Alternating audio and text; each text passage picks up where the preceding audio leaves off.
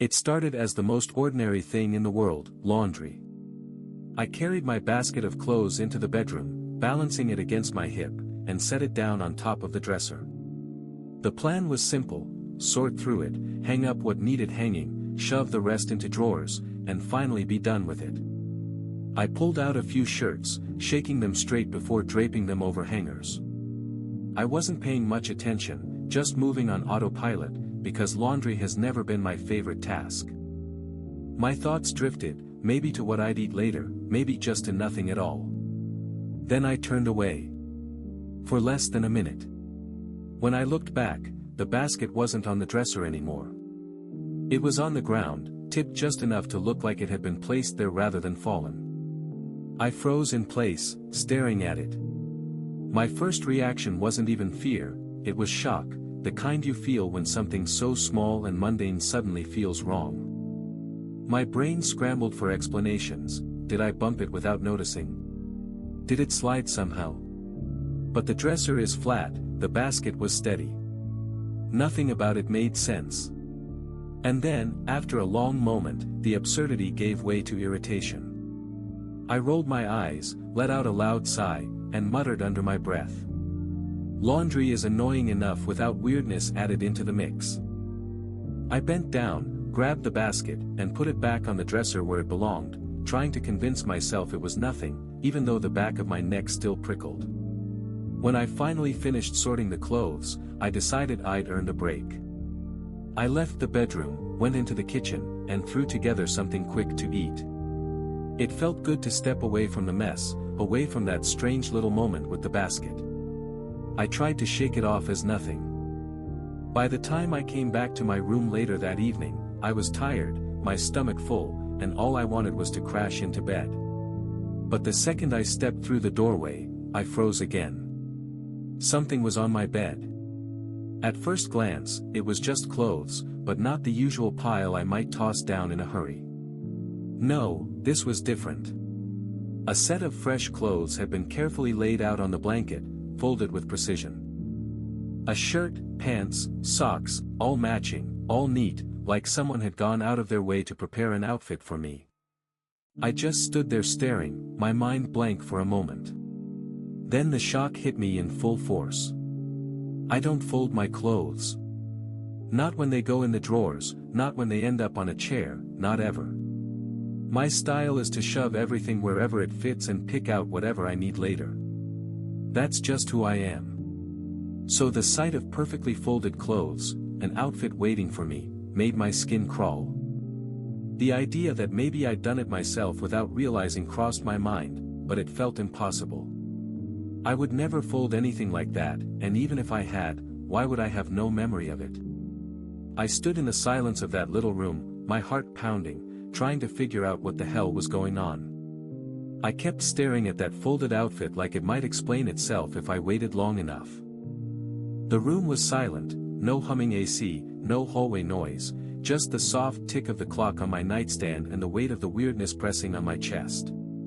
I tried to rewind the evening in my head, step by step, like scrubbing back on a video. Kitchen. Plate. Fork. Back to bedroom. Door opens. Stop. Before I left, there'd been nothing on the bed, definitely nothing folded. I remember the blanket rumpled at the foot, the usual. So when did this appear? The fact that it matched, shirt, pants, socks, bothered me more than the folding. It felt deliberate. Like someone knew my size, my taste, my lazy habit of grabbing whatever. It almost read as helpful, and the helpful part made my skin crawl even more. Helpful meant intention. Intention meant a person. I did the obvious thing, I told myself I must have done it and just forgotten. Except that theory fell apart the second I pictured myself smoothing cloth, lining edges, making corners crisp. That's not me. I'm the stuff it in and go type. If I had somehow done it, it would have looked like a half-hearted attempt at neat, not this crisp boutique fold. I forced myself to move. I lifted the shirt, fresh, cool fabric, not a wrinkle out of place. No scent of detergent lingering in the air, no sign of anyone recently in the room. I checked the windows, latched, peered into the closet, same clutter, nudged the bathroom door with my foot, empty. The apartment suddenly felt too small and too big at the same time, nowhere to hide, and yet too many places my eyes couldn't watch at once. "Okay," I said out loud, just to break the silence. Hearing my voice helped a little. I set the outfit back down exactly how I found it, like evidence at a scene, and sat on the edge of the bed. Was I tired enough to be missing pieces of time? Had I spaced out that badly?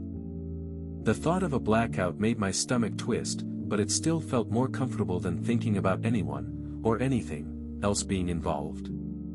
I decided to treat it like a glitch in the day and not a message. But even as I told myself that, I noticed the tiny hairs along my arms were still standing up, like my body knew something I wouldn't admit yet.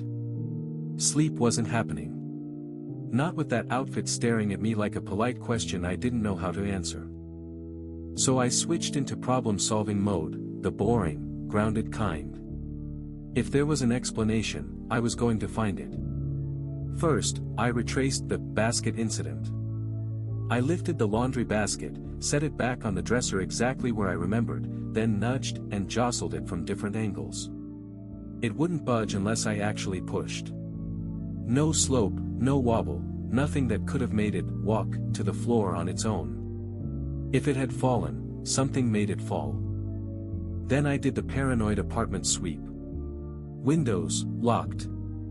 Balcony door, secure. Closet and bathroom, empty. I checked behind the shower curtain even though I knew I was being ridiculous.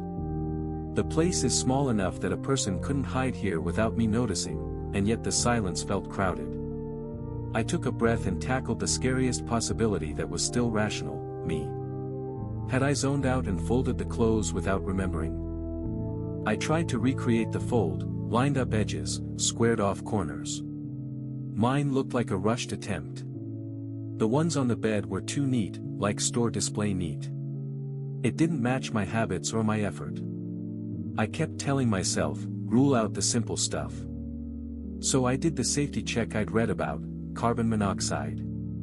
I tested it. Nothing. Clear. At least that scratched hallucinations from CO off the list. Keys. Only I have one. No roommates, no spare tucked under a mat.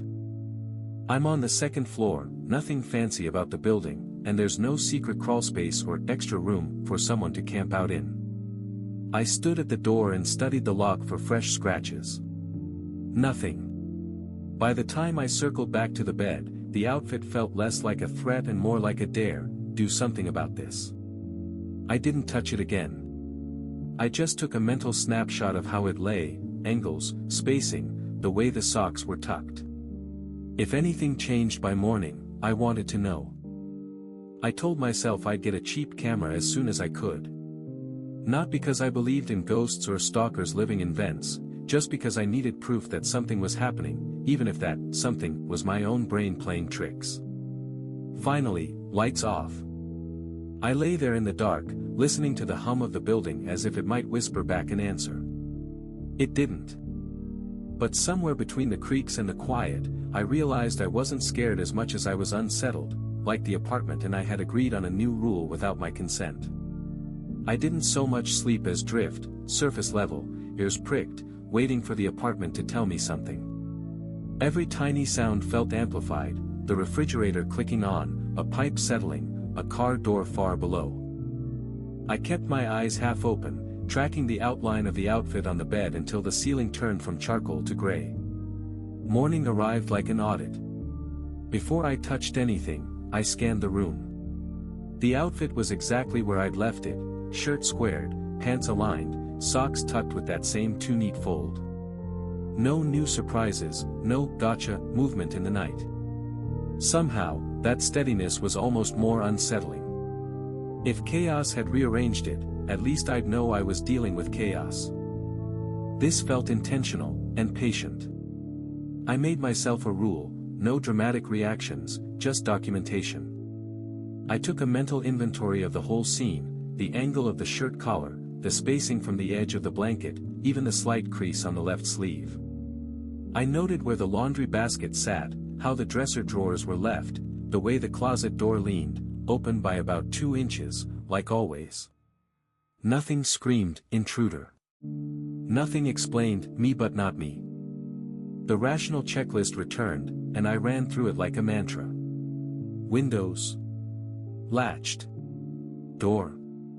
Deadbolt smooth, no fresh scratches. Carbon monoxide.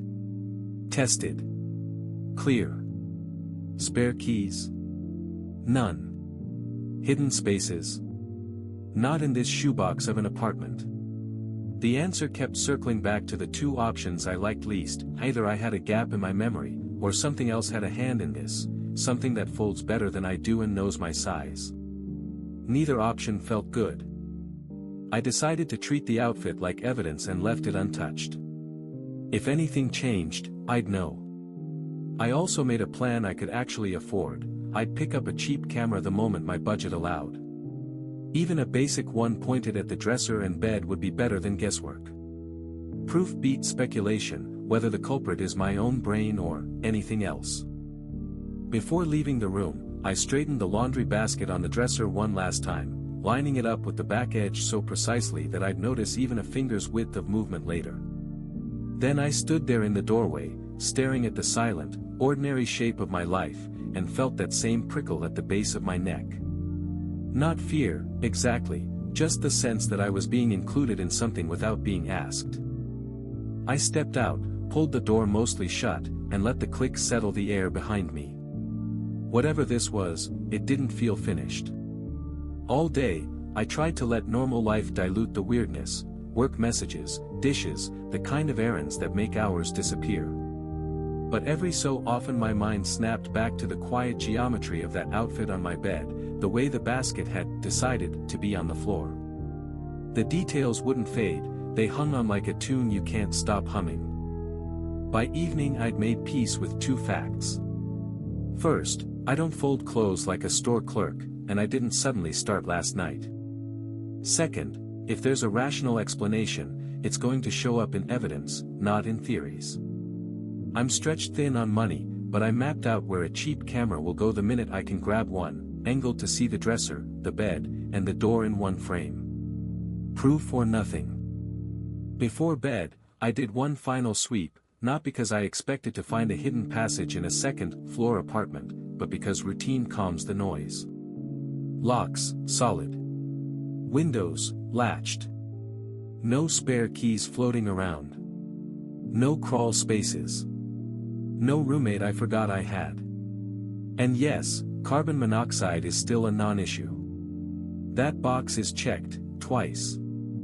I stood in the doorway and looked at the scene exactly as I'd left it that morning. The folded clothes hadn't shifted a millimeter. The laundry basket sat square with the dresser's back edge, precisely where I'd aligned it. The room was ordinary again, so ordinary it felt staged. I didn't touch a thing. I lay down beside the untouched outfit like it was a note I hadn't decided to read yet. Maybe the simplest answer is the right one, that I'm overtired and missing pieces of time. Or maybe the simplest answer is only simple because it's comfortable. Either way, I'll know soon enough. For now, I'm treating my apartment like a question waiting for footage. Until I can put a lens on it, I'm leaving everything exactly where it is. If something wants to tidy up my life, it's going to have to do it on camera.